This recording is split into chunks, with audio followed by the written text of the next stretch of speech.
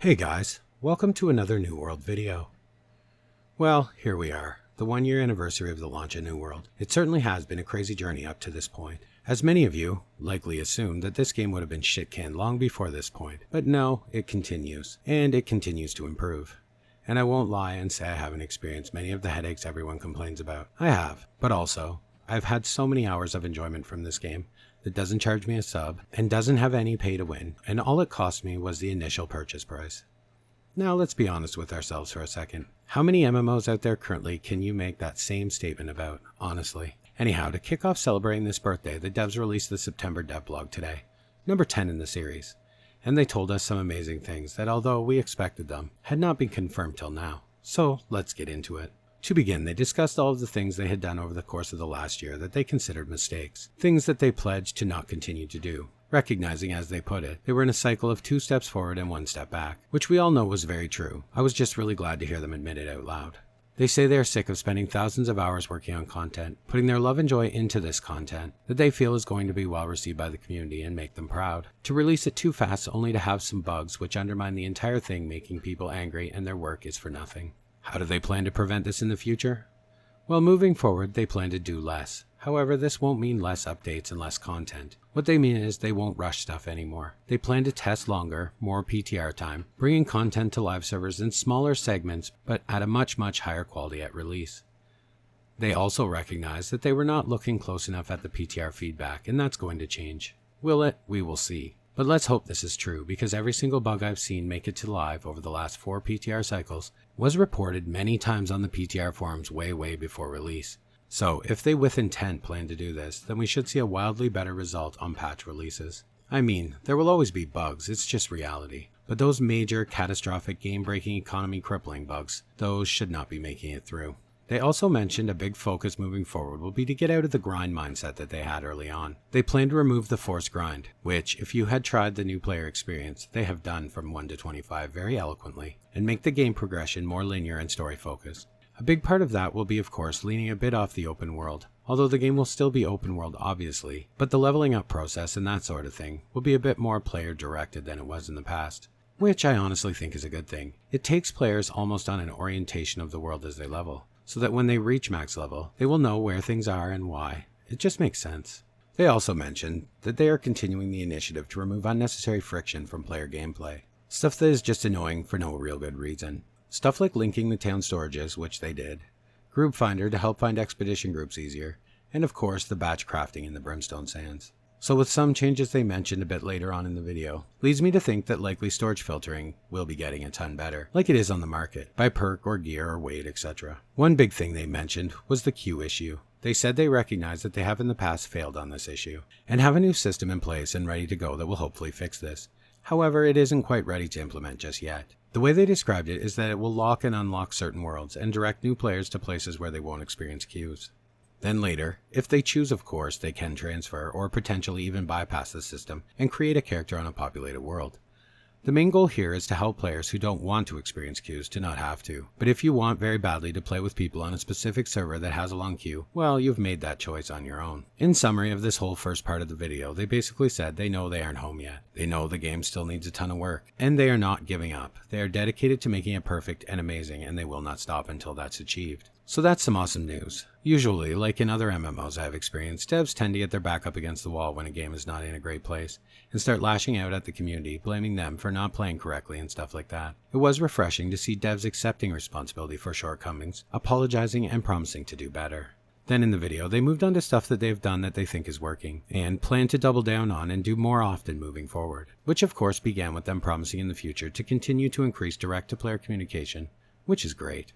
They also of course mentioned the Medley Fair event, which as everyone knows was an astounding success, which they of course noticed. So in the future they plan to do many events more frequently, and they want to replicate this success. They plan to do this by making events more community oriented, involving more trade skills, and to simply keep them more fun, which I am of course very excited about. I mean, who doesn't love events? They also say they're going to consistently try to improve rewards. Stuff from events of course, but also rewards from expeditions, crafting, aptitude, mob drops, every level of the game's rewards, because as they say, it's the rewards that motivate people to play. I completely agree with this. Having a carrot to chase keeps people chasing it.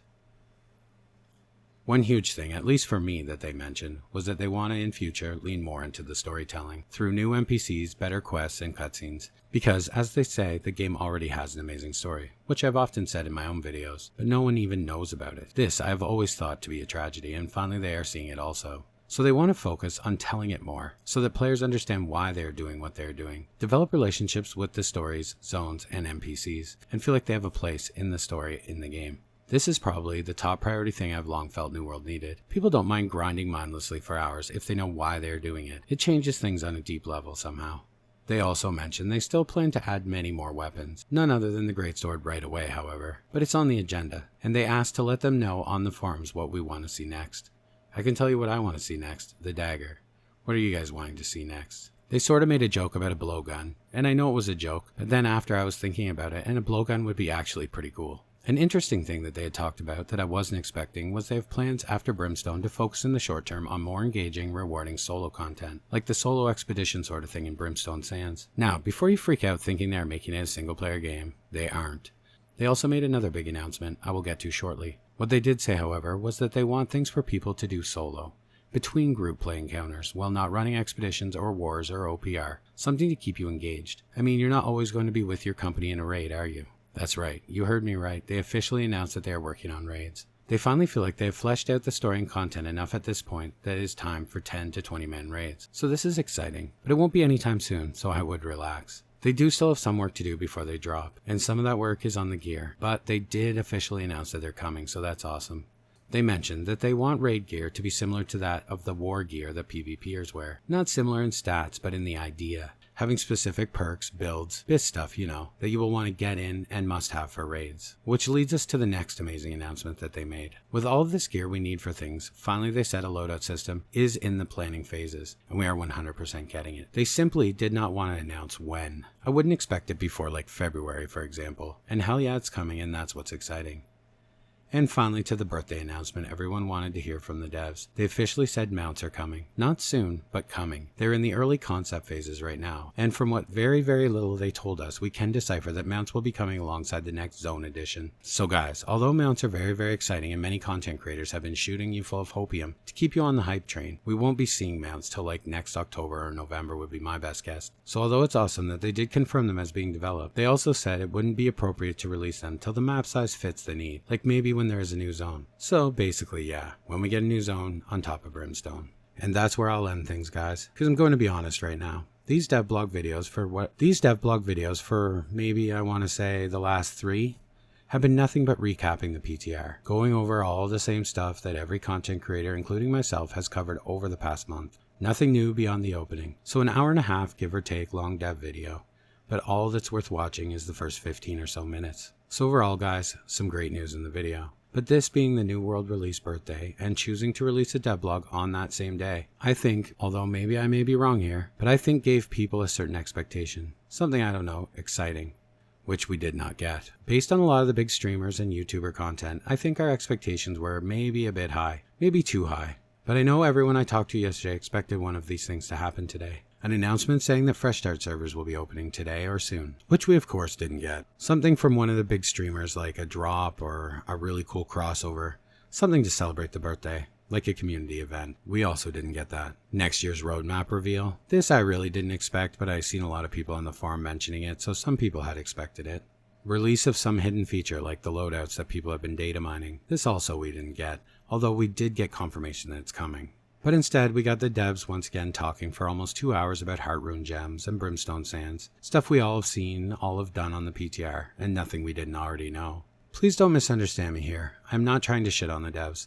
The work and dedication they are putting into this game is amazing, and I do appreciate it. I just think a nod to the players, the dedicated ones who never left, the ones who have come back and fell in love with the game once again.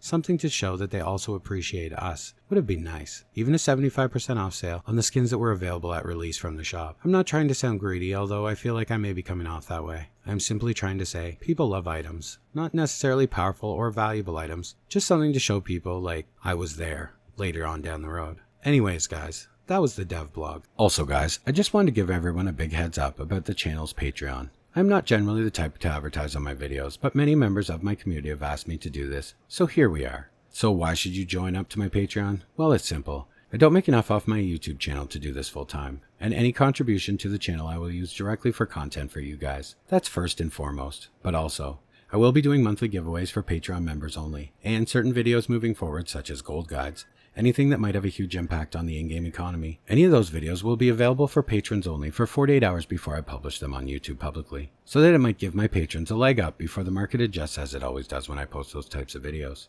So guys, if you want to support me and the channel in making content, please look in the description and find my Patreon link.